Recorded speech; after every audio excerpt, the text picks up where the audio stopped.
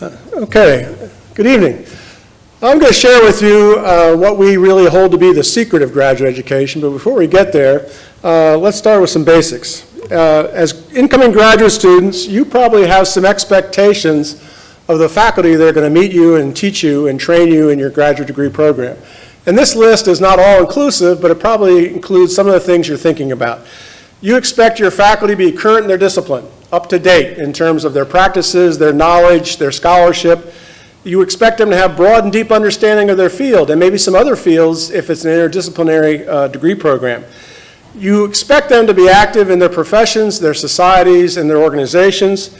And because here's where they share their insider's knowledge of what's going on in their profession with you, who is really building a peer relationship with your faculty. You're looking at a path that's going to really get you to entry-level professionalism, and your faculty mentors and faculty peers, you expect them to be able to get you there, and in most cases, they can do that in a timely fashion. You expect your faculty to make use of adult learner strategies. Here's an example. You might, in the health professions, we do this a lot. We give students what we call problem-based learning examples. We give them a poorly formed problem, and we set them loose with a expectation of examining the problem, coming up with some alternatives, researching it well, trying some intervention strategies. What does the evidence say? What does the scholarship say about what they're looking at? What would be a possible solution or solutions? How cost effective would it be? How would it impact the patient and their families, et cetera, et cetera? And in essence, in that kind of poorly formed question, you begin to teach one another, as well as teach your faculty, the learning process in terms of a transformation, in terms of clinical decision-making, maturation in your clinical thought, et cetera. And we do this in lots of professions, social work, health professions, and it's even done in engineering and other examples as well. But that's an example of using an adult learner strategy that may be new to you as adult learners, as graduate students.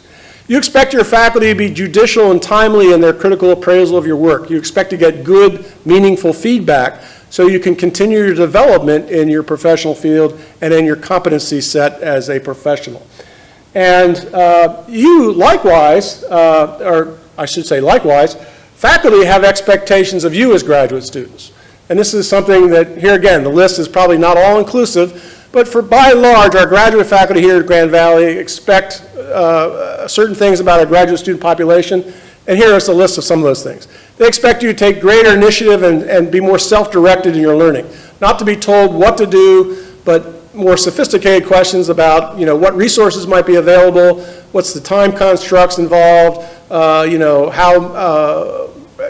would we evaluate this, what kind of other problems could we create that we could solve, et cetera, et cetera. In lots of our professional programs, you're also going to be expected to be socialized to the profession, which is a whole list of professional behaviors that you're going to begin to model and take on and make your own as a beginning professional in that practice area, whether it's health professions, engineering, social work, education, whatever your degree program might be. And those professional behaviors include things such as timely communication, good time management skills, the ability to receive feedback as well as to give good constructive feedback. One of the best transformative skills you can get as a graduate student is to learn to give people good constructive feedback, because in a year or two out of graduate school, you might be a manager of employees. So when it comes time for their annual evaluation, how are you going to manage that? How are you going to talk to your employee that reports to you and give them constructive feedback about what they do well, what they could continue to work on, what they need improvement on, and what their value is to the organization that you both belong to?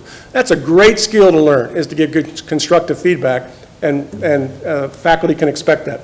They expect you to be collegial and cooperative with each other as well as with the faculty. Graduate school is not an adversarial relationship, although sometimes in examining students, we have to test competencies, and it appears that way, but in essence, we're developing peer colleagues. We have to plumb the depths of your learning, your understanding, and most importantly, your competency to deliver your professional skills to clients and patients, whatever that might be. We expect integrity and honest effort from you as well, and then we expect you to build on previous learning experiences, from your undergraduate experience, from outside learning, continuing education, wherever you might have picked it up. You're building skill upon skill as a graduate student. So we're going to pick you up where you are and take you where you need to be successful in the discipline that you've chosen to study. This is the secret to graduate school. This is, if we can hand anything to you tonight, and you've heard it all talked about already, you'll hear it talked about even a little bit more, it's the fact that what makes graduate school different than what you've experienced thus far is finding valuable mentorship. And it comes really from two classes of individuals. It comes from faculty, so you need to find a good faculty mentor, okay, because that really makes your graduate program the best it can be. And the faculty role as a mentor serve many roles. They obviously are a motivator. They push and pull you to do your best. They keep developing you, sometimes beyond the level that you think you need to go to be successful. They might push you a little further just to get the best out of you. They're a good constructive critic. They give you good feedback. They can tell you about the field you're entering, what to look for in future trends down the road, how to prepare yourself, for life after graduation, how to enter a profession, how to be successful in a professional development plan. And they're also your support mechanism. So in essence, oftentimes these mentor relationships with faculty turn into long experiences. You might meet them at future professional meetings. You might author a paper with them. You never know where this leads, but usually those successful mentorships last more than just the time of your graduate education. You can also find mentorship from peers. And so students often serve as mentors, particularly in our cohort programs. Like in PT, for instance, is a 3-year full-time program. Our first-year students are actively mentored by our second-year students because they're not out on clinic. And so the second-year students adopt a first-year student and they kind of show them the ropes. They kind of are there to talk to get advice from. They kind of cut through to the chase and say, look, you can survive this. Here are some survival tips. We need to socialize, keep yourself healthy, well slept, well fed, etc. Lots of things. But they also take you to, or they're a resource and for you as well. We also have older students that come from different professional backgrounds. They can serve as great mentors in terms of what the work world is like. If you haven't had your first career job yet, these are good resources for what life's like and in terms of that post-degree experience. And then students that are finishing up the program when you're starting the program often are great resources to tell you some of the pitfalls to avoid, things to be attracted to, things to take advantage of, how to make the most of your graduate time at Grand Valley. And obviously, this all helps to build camaraderie among our graduate students and kind of build the graduate culture that we have here at Grand Valley. How do you find a mentor? Well, each of you are going to have a student handbook from your degree program that are going to list the faculty bios of the faculty contributing to that degree program. You're going to meet your program or faculty, or you already have met them. You're going to meet them in the next couple of weeks when you take classes. You can talk with, when classes start on Monday in this semester, you can talk with students that you're sharing classes with. They might be farther along than you are, but they're taking the same class at the time. You can certainly always go talk to your graduate program director or the faculty in the program. And then sometimes you get an opportunity to talk to program alumni. We do alumni events in certain programs, and then you can actually ask them, okay, now that you're 5 years out, what was the best thing that happened to you? What was really the most remarkable thing that you took advantage of that maybe I could take advantage of to get where you are? That type of networking with alumni as well. Our office, in conjunction with the Graduate Student Association, runs a program for professional development we call PACES. And PACES is a extracurricular type of offering. It's non-credit bearing, you don't pay any money for it, but we meet on Saturdays. We have 2 Saturdays scheduled in the fall, 2 Saturdays scheduled in the winter semester, where we talk about topics that aren't covered necessarily by your curriculum. Things in professional skills like how to interview well, how to negotiate a contract, how to manage your debt load, other questions about financial literacy. We talk about building allies and building advocacy programs. How do you go develop a community program or get part of that and develop advocacy as part of that if that's what you really want to follow?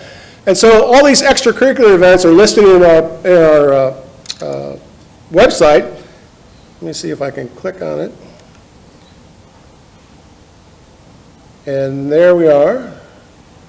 So you go to the website, and it's now open for registration. Like I said, these are all free. They happen on the weekend. Let me see. Go down. So this is the registration sheet. Here's our schedule. So our first one is September 12th. We call it Graduate Boot Camp. And this day is a morning session, an afternoon session. You can stay for both. You can come to one or the other. But we really cover topics in greater detail than we're able to cover today. So the topics for the fall graduate boot camp are a little bit more about mentorship. how to give a professional oral or professional poster presentation at a professional conference, how to go to a professional conference and make the most of your attendance. So if you go to your first professional conference, what do?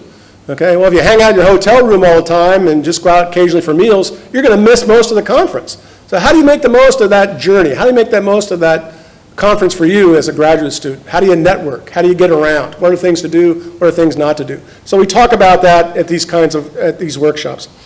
The second workshop this fall is all about financial literacy. So we're talking about financial planning, dealing with debt load management, lots of other topics that are of interest to graduate students regarding financial matters. And then in the winter we have topics in life after graduation. This is really our employment day. And so we talk about interviewing skills and resume writing, and we talk about how to really package yourself, how to market yourself in a competitive employment market, what works, what doesn't work. We give you the how-tos in terms of that workshop. And then our last workshop for the year is really about advocacy, building advocacy, or balancing advocacy and professionalism, and beyond being just an ally. So those are the topics available this year. And then in past years, we've done a workshop that deals with how to survive a golf outing. I don't know if it's on here. I don't think it is. But it's our fun workshop in the spring when the weather changes. All of a sudden, spring, summer comes back. We get out the meadows, and we do this with graduate students who've never played golf before, or that have some golf skills. And the focus of the workshop is really, how do you survive a golf outing? If your employer puts together a golf outing, how do you participate in it and enjoy it? So what's some of the behaviors, what's some of the attitudes, how do you play, how do you manage yourself, how do you dress, how do you network? Okay, and so some of you may be interviewed for a job on the golf course. In the business world, sometimes playing golf with someone for 4 hours is a great job interview, because you get to know an awful lot about the person by how they react to the elements involved in the game. And so we try to teach those things to you, and then in the morning, and then we go out and play 9 holes in the afternoon with various faculty and administrators that are your experts shepherding you around. And it's always a blast. It's always a lot of fun. We hope the weather's good. And it's relatively low cost to you as graduate students, thanks to the funding we get from the Graduate Student Association. So those are things to look forward to in PACES this year. And with that, I think I'll turn it over to Lauren Pursuti, who is this year's president of the Graduate Student Association. And Lauren's going to welcome you to Grand Valley.